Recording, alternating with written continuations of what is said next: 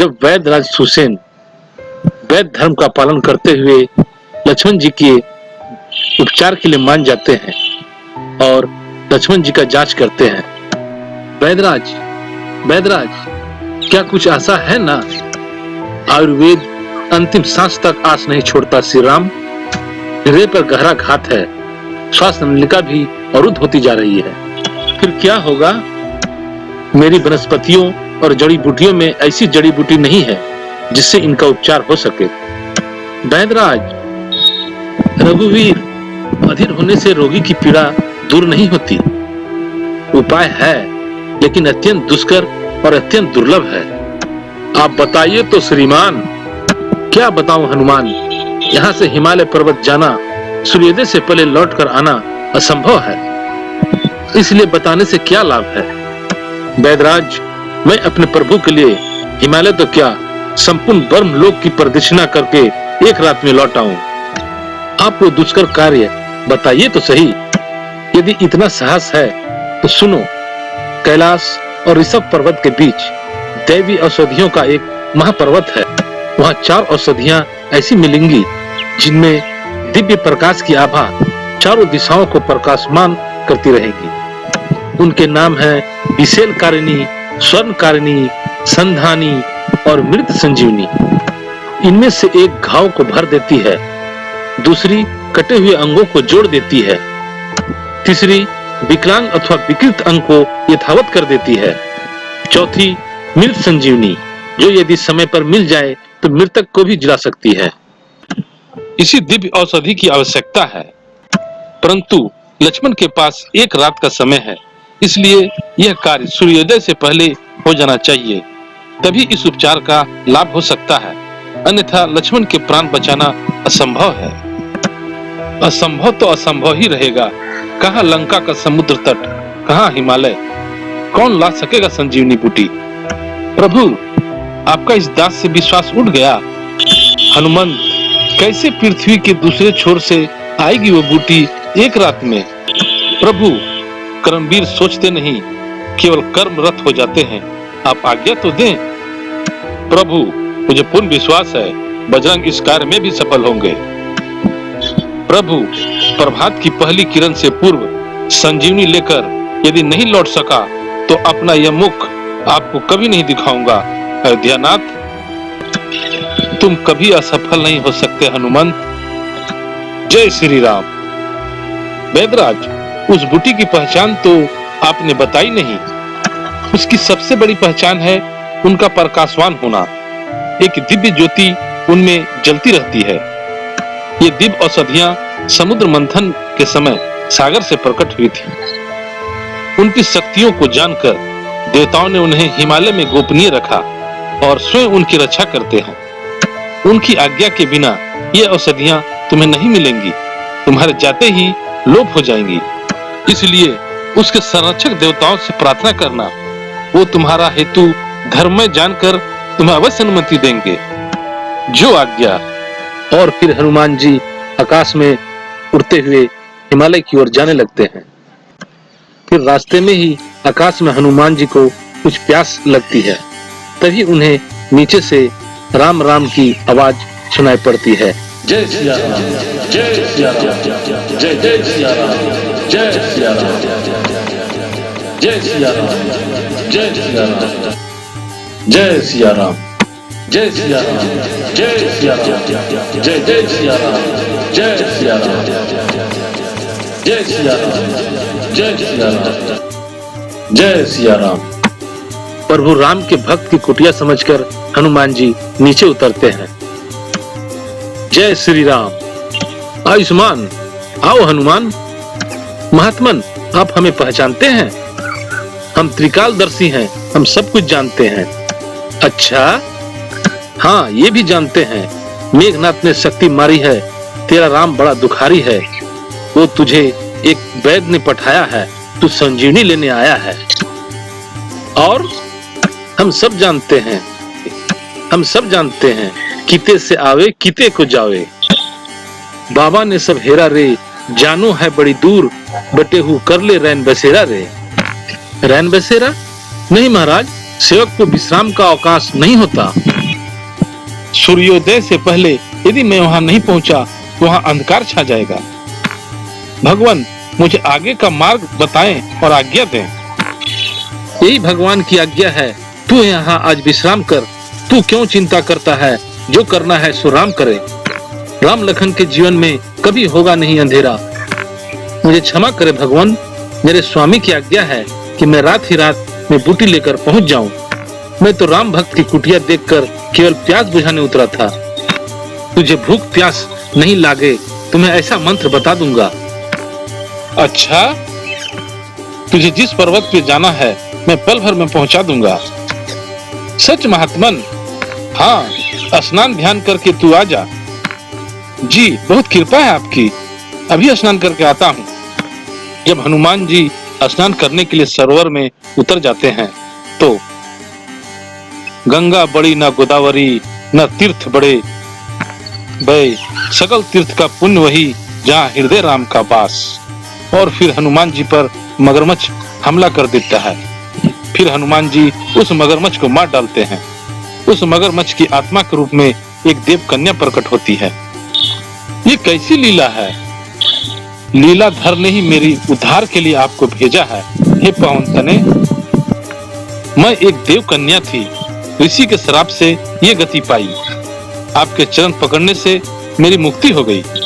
परंतु सावधान हनुमान जी, आपके पथ की वास्तविक बाधा वो कपट वेशधारी निशाचर है। वो मुनि नहीं, रावण का भेजा हुआ उसका अनुचर कालनेमी है। वो कपटी आपका वध करने आया है। रावण ने नहीं, कालनेमी को उसके काल ने यहाँ भेजा है। धन्यवाद देवी। जय श्री राम। जय श्री राम। सुध होके आ गए तात? विराजमान हो। नेत्र बंद कर बैठ जाओ। हम तुम्हें गुरु मंत्र की दीक्षा देंगे।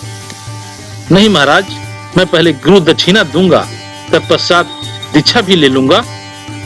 हरे हरे, ये कैसी उल्टी गंगा तात? पहले दीक्षा ग्रहण कर दक्षिणा की क्या आवश्यकता है? आपको आवश्यकता नहीं, परंतु मुझे है। हमारे नियम में पहले दक्षिणा फिर दीक्षा। उसके बिना गुरु मंत्र का फल नहीं मिलता। अच्छा बच्चा, जैसी तेरी इच्छा। जय श्री राम। ला दे, क्या देता है तू? और फिर हनुमान जी उसकी टांग पकड़कर उसे गिराते हैं। अरे अरे, ये क्या क्या ये क्या?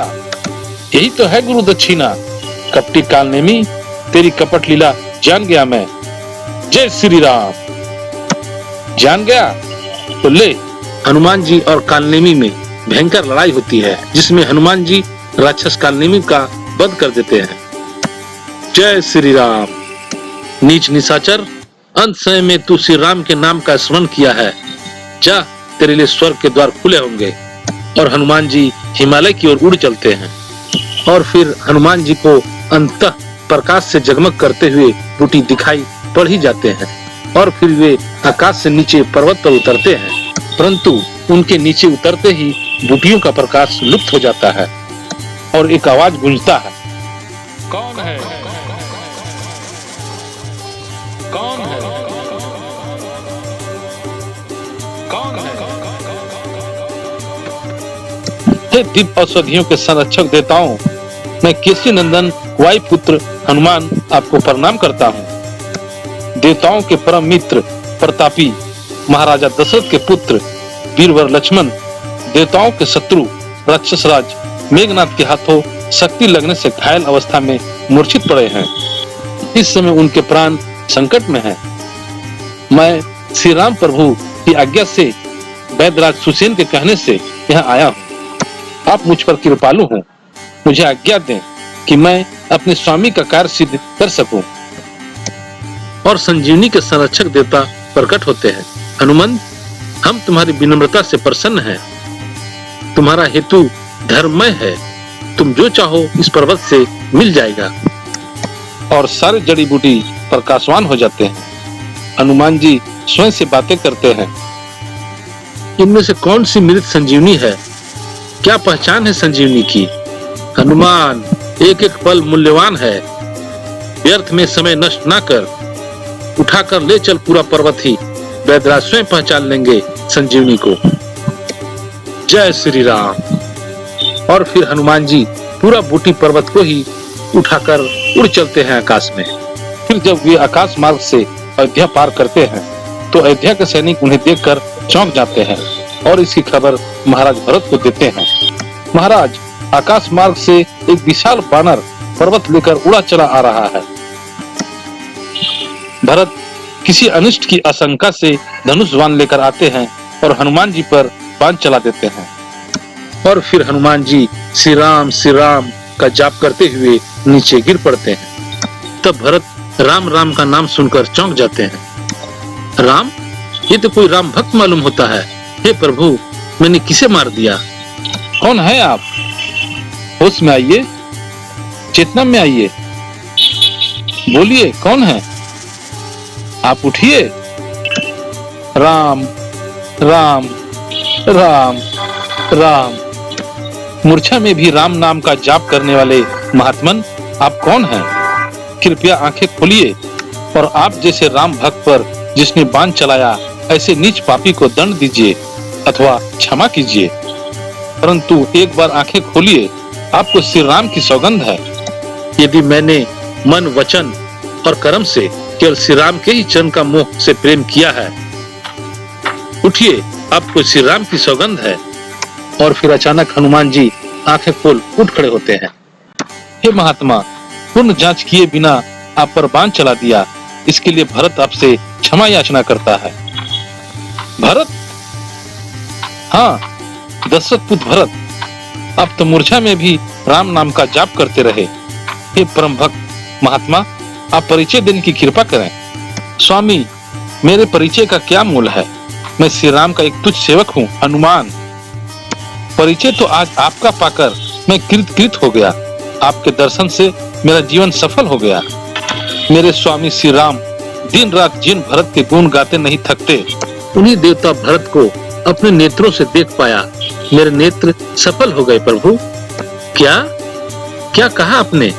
श्री राम मुझे याद करते हैं? क्या यह सच है? भैया, मुझे याद करते हैं? कभी वो तो सोते जागते, उठते बैठते आपको इस प्रकार याद करते हैं जैसे कोई भक्त भगवान का स्मरण करता है। आपके प्रति उनका स्नेह देखकर तो कभी कभी दूसरे भक्त ईर्ष्या करने लगते हैं। हे महात्मा, यह कहकर आपने डूबते हुए मेरे प्राणों को फिर से उबार लिया। श्री राम विरह के धूप से जो खेती सूख गई थी, उसे श्री राम स्नेह जल से आपने फिर से हरा भरा कर दिया। आपने मेरे भैया का समाचार मुझ तक पहुंचाए, इस उपकार के लिए मैं सदैव आपका ऋणी रहूंगा। कृपया मुझे और भी बताइए, मेरे भैया इस समय कहाँ हैं? वो कैसे हैं? भाभी कैसी है? और वो बड़भागा लक्ष्मण जिसे भैया के सेवा का अवसर मिला है, वो मेरा छोटा भाई कैसा है? और सब कुशल से तो है ना? बोलिए, सब कुशल से तो है ना? कहिए ना, सब कुशल से तो है ना? सब आनंद से तो है ना? कहिए, कुछ बोलिए। तब हनुमान जी सोचने लगे क्या कहें और क्या ना कहें। और फिर हनुमान जी ने सारी बात बता दी। सुनकर भरत जी अधीर हो जाते हैं। महाराज, ये समय इन बातों का नहीं, आप जैसे वीर पुरुष को धीरज रखना चाहिए। अब मुझे आज्ञा दे, मुझे रातों रात वहां पहुंचना है। कहीं सूर्यदेव उदय हो गए तो बड़ा अनर्थ हो जाएगा। नहीं हनुमान, सूर्य में इतना साहस नहीं कि लक्ष्मण के प्राण संकट में डाल सके। मैं एक ही बाण में उसका रथ तोड़कर उसकी गति को स्थगित कर दूंगा। हनुमान, तुम वहां धैर्य और विश्वास के साथ वहां जाओ। तुम्हारा वहां शीघ्रता से पहुंचना आवश्यक है, इसलिए मैं शक्ति बाण का संधान करता हूँ। तुम औसत पर्वत के साथ मेरे इस बाण पर बैठ जाओ, ये तुम्हें शीघ्रता से वहां ले जाएगा। नहीं महाराज भरत, आपको इतना परिश्रम करने की आवश्यकता नहीं। प्रभु श्री राम की मुझ पर ऐसी कृपा है कि उनका नाम लेते ही मेरे सारे कार्य सिद्ध हो जाते हैं। जय श्री राम। और फिर हनुमान जी अपने विशाल रूप में आकर औसत पर्वत को लेकर निकल पड़ते हैं। जय श्री राम। इधर श्री राम बहुत ही व्याकुलता से दुख के सागर में डूबे हनुमान जी की राह देख रहे थे। और फिर काफी राह देखने के बाद, लेकिन सूर्य उदय होने से पहले हनुमान जी पहुंच जाते हैं। वैदराज, वैदराज, मैंने बूटी ले आया। हे महावीर, आपने तो पूरा पर्वत उठा लाया। क्या करता वैदराज, मैं ठहरा अज्ञानी, आयुर्वेद आचार्य तो हूं नहीं जो जड़ी बूटी की पहचान कर लेता, इसलिए पूरा पर्वत ही ले आया। आप अपने आप पहचान कर लीजिए ना उस संजीवनी को। चलिए वैदराज जी, क्या यही संजीवनी है? हाँ। और फिर सुग्रीव तुरंत उसे तोड़ने के लिए दौड़ पड़ते हैं, लेकिन वैदराज रोक देते हैं। ठहरो, उत्तावले ना हो कपिराज। आरोग्य दान औषधियां प्रकृति का वरदान होती हैं, इन्हें श्रद्धा भाव से ग्रहण करना चाहिए। जय भगवान धन्वंतरी। हे दिव्य औषधि प्राणदायिनी माता संजीवनी, मैं सुसेन वैद, एक परमवीर सूर्यवंशी राजकुमार के जीवन की भिक्षा तुमसे मांगता हूँ। हे मंगल करनी, अपने गुणों को प्रकट करिए। अपने दिव्य प्रभाव से आरोग्य शास्त्र के आयुर्वेदिक सिद्धांतों को सत्य सिद्ध करो। माता, एक धर्मव्रत मानव के कल्याण के लिए आपकी पतियों की आवश्यकता है। अपनी पतियों से मेरे रोगी को आशीर्वाद प्रदान करें। वैदराज पतियों को लेकर जल्दी जल्दी दवा बनाने लगते हैं और फिर दवा बनाकर लक्ष्मण जी को पिलाते ही उनकी मूर्छा टूट जाती है। कहाँ है मेघनाथ? कहाँ है? कहाँ है वो मायावी? मेरे धनुष और बाण कहाँ गए? कहाँ गए मेरे धनुष और बाण? ये है तेरा धनुष। तू युद्ध भूमि में नहीं है। भैया, आप यहाँ? मैं यहाँ कैसे पहुंचा? धीरज रखो सौमित्र, बहुत बड़ा संकट आया था। संकट? हाँ मेरे भैया, और रघुकुल पर आए संकट का निवारण किया संकट मोचन हनुमान ने।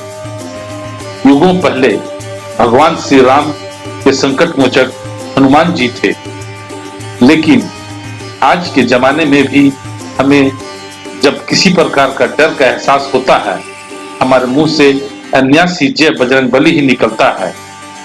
आज भी सभी के संकट मोचन हनुमान जी ही हैं।